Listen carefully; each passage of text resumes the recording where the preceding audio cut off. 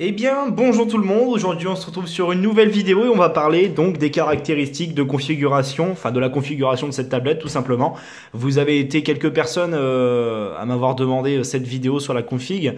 Donc, on va sans plus tarder passer à ça. Donc, voilà, comme vous l'avez vu, c'est du MIUI 8 en système d'exploitation. Euh, Est-ce qu'on va réussir? Voilà. Alors, concernant donc les langues, alors vous avez toutes les langues disponibles, pas besoin d'installer je ne sais quoi sur la tablette. Donc vous avez le français préinstallé, juste non, juste là. Donc voilà, une fois que c'est fait, vous choisissez votre région. Donc moi jusqu'à là, j'ai pas trouvé Paris ou autre. Il y a juste, c'était quoi? C'était Guyane française, donc c'est à peu près pareil, hein, c'est la même heure.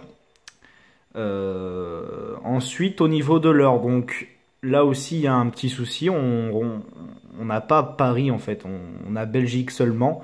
On a seulement la Belgique qui fait référence à la France. Bruxelles, pardon, excusez-moi.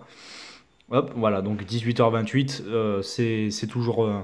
Enfin, c'est exactement la même heure qu'il y a actuellement en France. Donc sur ça, aucun décalage horaire. Donc voilà, donc pour le Wi-Fi, vous le configurez comme vous voulez. Ensuite, vous avez toutes les conditions d'utilisation. Enfin voilà, ça on s'en fout un peu. On passe. Et ensuite Google, donc oui, vous mettez votre compte ou alors non. Là, vous avez tous les services qui sont déjà activés sur la tablette. Donc, moi, je vais tout enlever. La localisation et tout, ça use beaucoup de batterie. Hop, suivant. Et là, votre tablette est complète.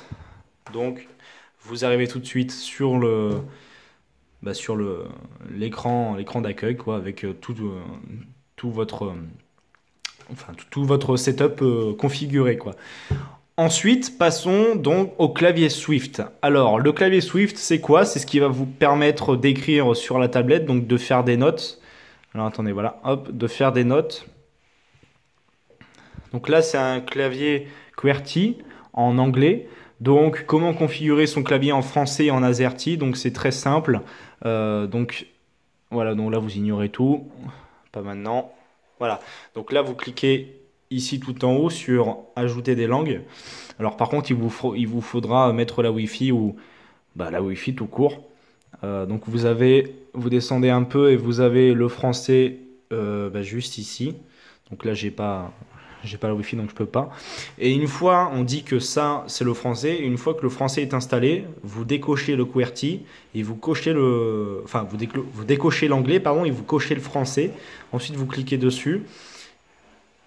D'accord. Vous cliquez sur QWERTY et vous activez l'AZERTY, le AZERTY, oula, juste ici. Voilà, après vous pouvez configurer les thèmes de votre clavier, vous pouvez en télécharger, donc ça c'est cool. Concernant le Wi-Fi, c'est super simple. Voilà, vous restez longuement appuyé dessus. Vous rentrez, vous cliquez sur le Wi-Fi que vous voulez vous connecter, vous rentrez le mot de passe.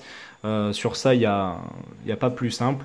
Donc voilà, après au niveau de la configuration, c'est super, voilà, c'est pas compliqué, franchement, il n'y a pas 3 millions de choses à faire comme sur d'autres appareils. Donc voilà, après, vous modifiez la luminosité, le fond d'écran, etc., etc. Enfin, ça c'est simple, c'est très simple. On se perd pas dans toutes les fonctionnalités de cette tablette. C'est le point positif en fait. C'est ça qui est bien. On peut modifier la taille de l'écriture, ça c'est cool. Donc là, XXXXL en maximum et en minimum, c'est le S. Donc S, ça fait relativement petit, hein. Enfin après, bon, chacun sa taille d'écran, enfin de police, pardon. Donc voilà, sur ce côté-là, la configuration, c'est super simple. Donc voilà, c'est pas compliqué du tout.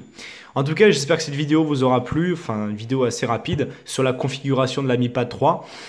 Si vous voulez avoir plus de vidéos sur celle-ci, vraiment rentrer dans les détails, n'hésitez pas à me faire la demande sur YouTube, je vous répondrai personnellement, ou alors sur notre Twitter et notre page Facebook.